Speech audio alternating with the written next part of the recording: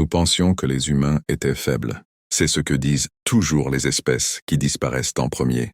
Quand le premier croiseur du Dominion a cessé d'exister, pas explosé, pas détruit, mais effacé, les archives ont compris qu'elles avaient menti pendant des siècles.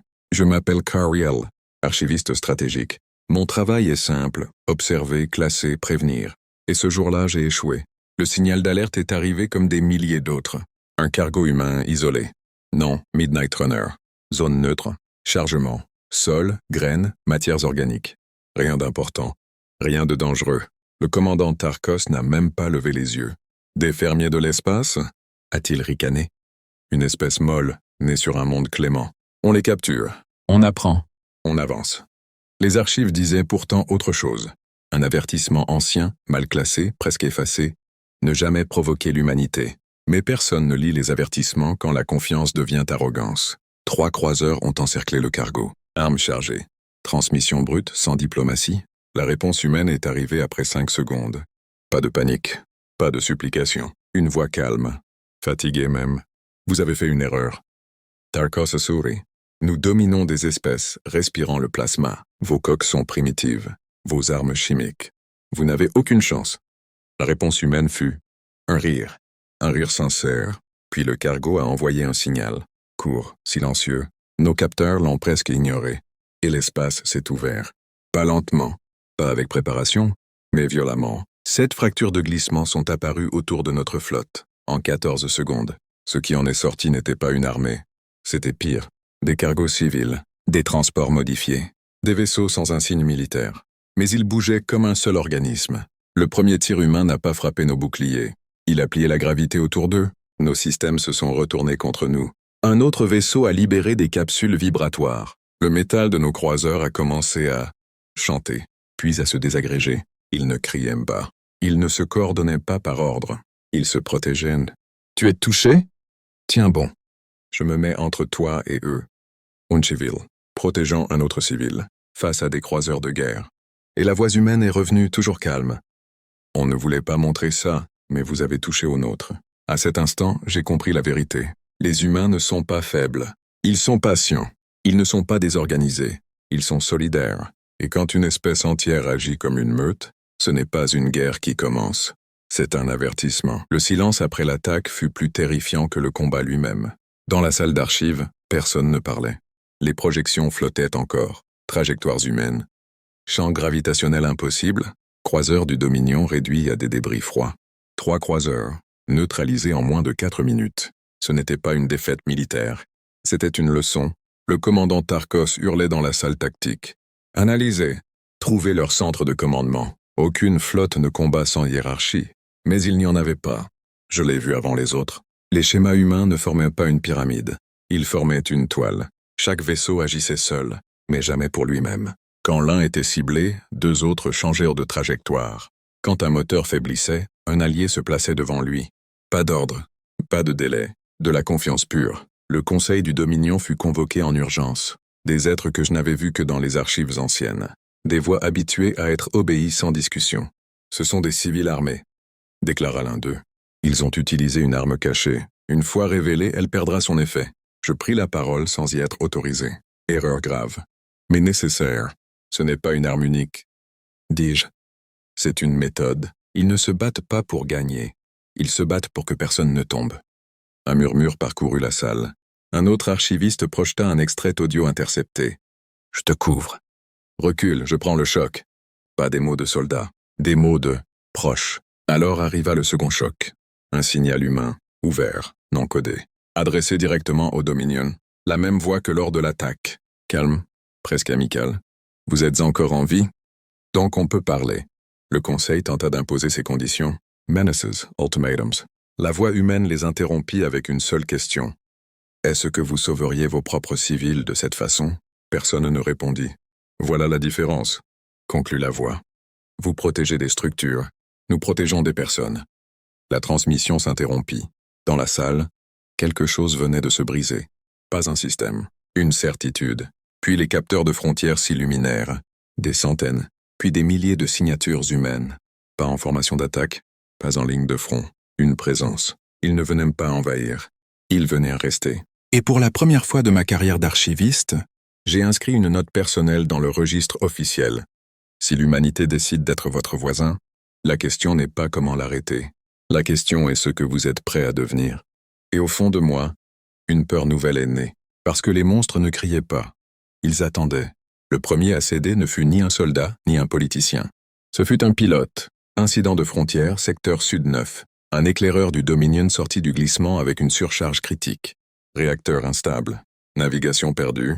Protocole clair, vaisseau considéré comme perdu. Mais cette fois, quelqu'un répondit, pas le conseil, pas la flotte. Les humains, canal ouvert, traduction instantanée. Une voix neutre, presque banale. Ton réacteur surchauffe. Ne bouge pas. On t'a. Le pilote Realtine tremblait. Vous allez me capturer? Un silence bref. Puis une réponse, sincèrement surprise. Capturer? Non, on n'est pas là pour ça. 8 minutes plus tard, les capteurs montrèrent l'impensable. Des vaisseaux humains entouraient l'éclaireur. Ils partageaient l'énergie, stabilisaient le cœur du réacteur, recalibraient à distance. Puis ils l'escortèrent jusqu'à la frontière. Sans demande, sans échange, sans condition. Le rapport fit l'effet d'une onde de choc. Ils ont aidé un ennemi, murmura quelqu'un au conseil. Non, répondis-je. Ils ont aidé une personne. L'enregistrement circula, officiellement interdit, officieusement, partout. Les techniciens le regardaient en silence. Les officiers ne commentaient pas, mais ils retenaient. Puis les humains commencèrent à apparaître. Pas avec des flottes, avec des caisses. Vos stabilisateurs énergétiques sont obsolètes, expliqua un ingénieur humain. On a vu les pics. On a amené mieux. Gratuitement? Demanda le logisticien Carvin méfiant. L'humain haussa les épaules. Combien ça coûte d'éviter une panne qui tue des gens?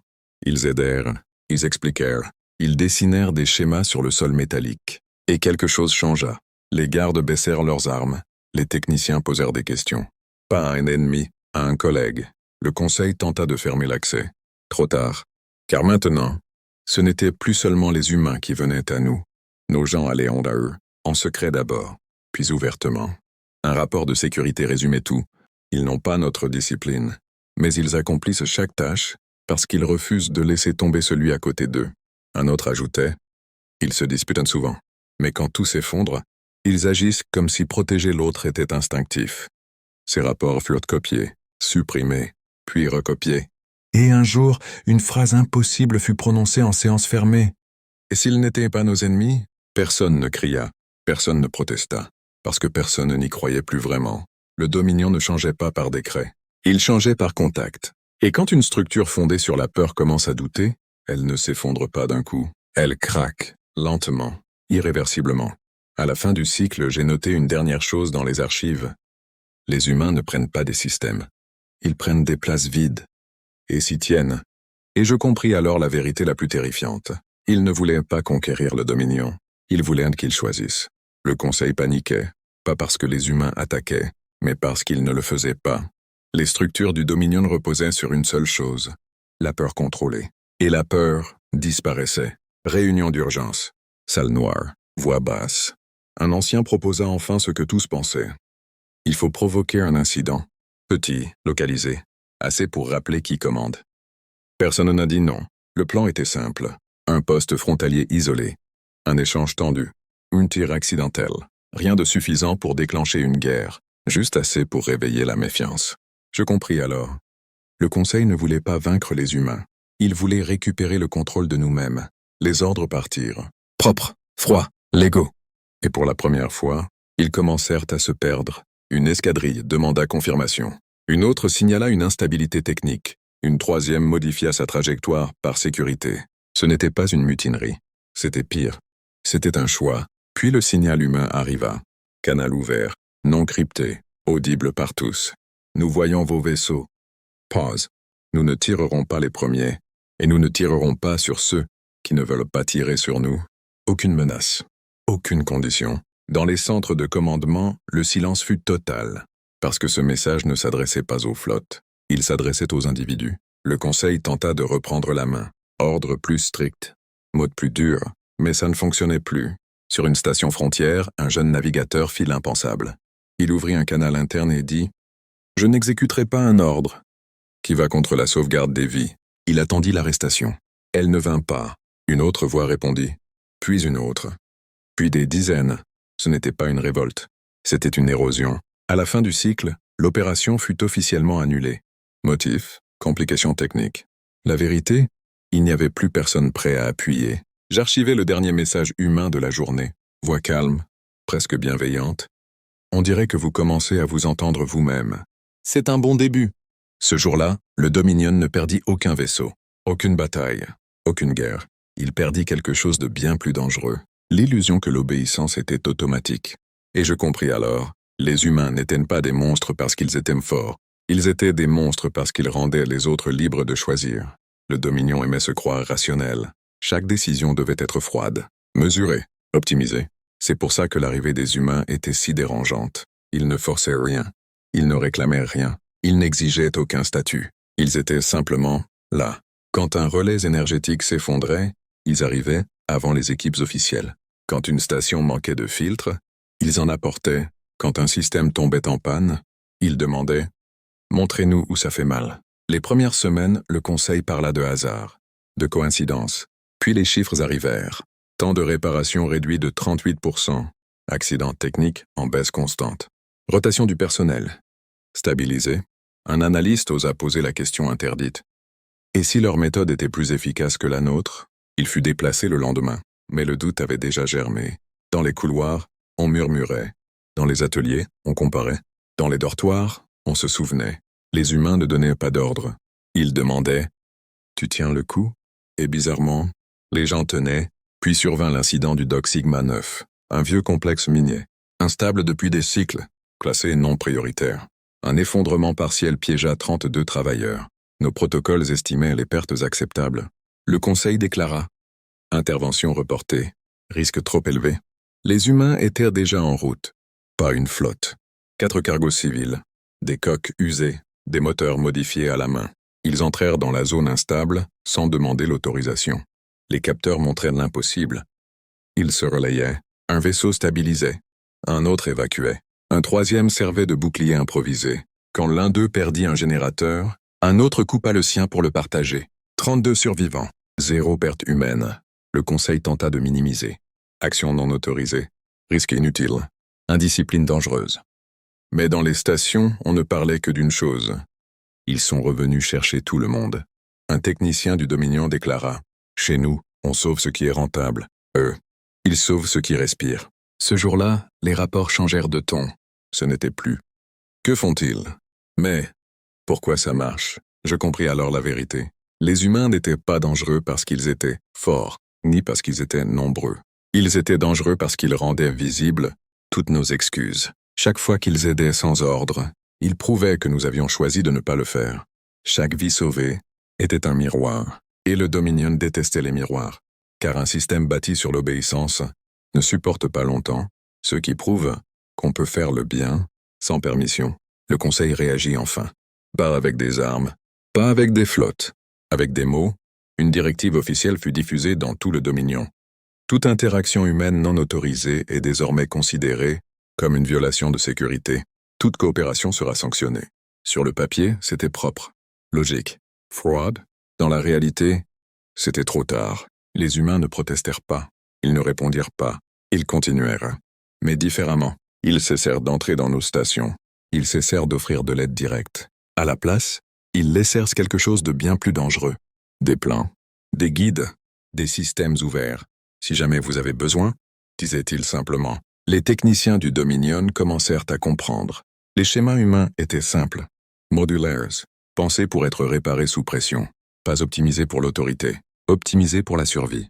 Un ingénieur murmura un jour « Ce n'est pas une technologie, c'est une mentalité ». Le conseil tenta alors la seconde phase, la peur. Un incident frontalier fut provoqué, minor collision, dommage calculé.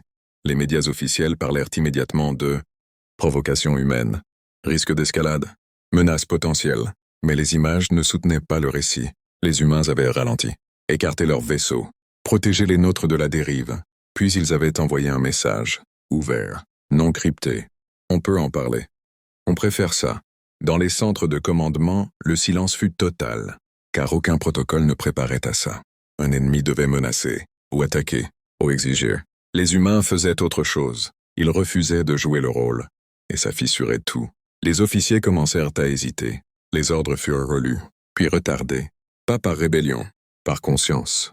Un navigateur déclara « Je ne tirerai pas sur quelqu'un qui m'a déjà sauvé. » Un autre ajouta « Ce n'est pas de la faiblesse, c'est du choix. » Le conseil cria à la désobéissance, mais personne ne cria en retour. Ils baissèrent simplement les armes. C'est là que je compris. Les humains n'attaquaient pas le Dominion. Ils le forçaient à se regarder. Chaque interaction posait une question simple, impossible à ignorer. Pourquoi obéir quand on peut choisir mieux? Et un empire fondé sur l'obéissance ne survit jamais longtemps, au moment où ses soldats découvrent qu'ils ont une alternative. Car une fois que le choix existe, le contrôle devient une illusion, et le conseil venait de perdre la sienne. Le premier refus fut public, et il ne vint pas d'un amiral, ni d'un stratège. Il vint d'un pilote. Station frontière K-19. Zone neutre. Ordre clair. Verrouillage des armes. Le jeune officier de navigation, Kyle Ren, reçut l'ordre sans discuter. Puis, il demanda une clarification. Cible identifiée comme hostile? Le centre répondit. Potentiellement. Kyle Ren regarda l'écran. Les vaisseaux humains étaient là. Immobiles, boucliers abaissés, aucun verrouillage. Il activa le canal général. Pas un canal privé. Pas une protestation. Un canal ouvert. Ici Kyle Ren, pilote du Dominion. Je ne tirerai pas sur une cible qui n'a pas choisi d'être un ennemi. Le silence suivit, puis une voix, une autre station. Ici Relais Sud. Nous confirmons. Pas de tir. Une troisième, puis une quatrième. Les ordres commencèrent à se dissoudre. Le conseil paniqua. Des contre-ordres furent envoyés. Menaces de cour martiale. Destitutions immédiates. Mais plus personne n'écoutait vraiment. Les officiers ne désertaient pas. Ils restaient à leur poste. Ils faisaient juste autre chose. Les humains remarquèrent le changement. Ils n'avancèrent pas. Ils ne célébrèrent pas. Ils attendirent. Un message arriva. Simple, presque humain. On est là. Prenez le temps qu'il vous faut.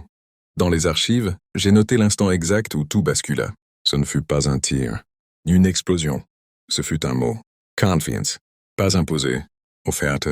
Et dans une structure bâtie sur la peur, la confiance est un poison lent. Le conseil tenta une dernière carte. Un discours. Le Dominion est menacé. L'ordre est en danger. Sans hiérarchie, nous tomberons. Mais les soldats se posaient désormais une autre question. Tomber vers quoi? Car les humains n'offrirent pas le chaos. Ils offrirent la responsabilité. Et c'était bien plus effrayant. Une réunion d'urgence fut convoquée. À huis clos, je fus présent.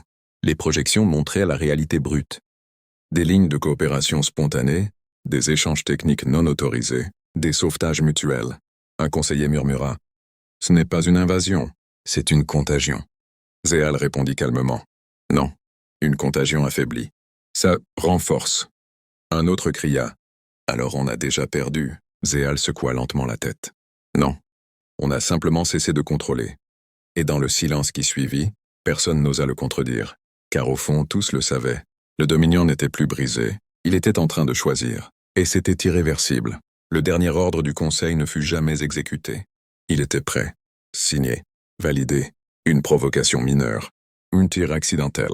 Juste assez pour rallumer la peur. Mais l'ordre resta bloqué. Non pas par sabotage. Par hésitation. Les officiers lisèrent le message et ne l'envoyaient pas. Certains le laissèrent ouvert trop longtemps. D'autres demandèrent confirmation. D'autres encore fermèrent simplement l'interface. Le Conseil comprit trop tard. Le pouvoir qu'il possédait reposait sur l'obéissance automatique. Et cette obéissance venait de mourir. Sur le canal ouvert, un dernier message humain apparut. Pas d'ultimatum, pas de menace. Une phrase. Si vous choisissez la peur, nous partirons. Si vous choisissez les gens, nous resterons. Personne ne répondit immédiatement. Puis, depuis une station périphérique, une voix inconnue. Nous choisissons de rester vivants. Une autre. Nous choisissons de ne plus tirer sans raison. Puis encore une. Le Conseil tenta de couper les canaux. Impossible. Les réseaux n'étaient plus centralisés. Ils étaient vivants. Des pilotes humains escortaient nos vaisseaux endommagés. Nos ingénieurs échangeaient des schémas avec les leurs. Des techniciens riaient ensemble sur des planchers métalliques. Pas de traité. Pas de signature. Juste des actes. Zéal me regarda. Écrit ceci dans les archives. Pas comme une défaite. Pas comme une victoire. Je hochai la tête. Comme un choix. Il acquiesça. Le Conseil fut dissous le cycle suivant. Officiellement pour réorganisation. En réalité, il n'était plus nécessaire. Le Dominion n'avait pas été conquis. Il avait été désarmé intérieurement. Les humains ne nous avaient pas prouvé qu'ils étaient plus forts. Ils nous avaient montré que la force sans solidarité ne vaut rien et que protéger quelqu'un est plus puissant que le dominer. Dans les dernières lignes de l'archive, j'ai écrit ceci. Ils pensaient que les humains étaient faibles. Ils avaient raison. Faibles face à la peur, faibles face à la haine, faibles face aux ordres injustes. Et c'est exactement pour cela qu'ils étaient invincibles. Le fichier se ferme ici, mais l'histoire, elle, ne fait que commencer.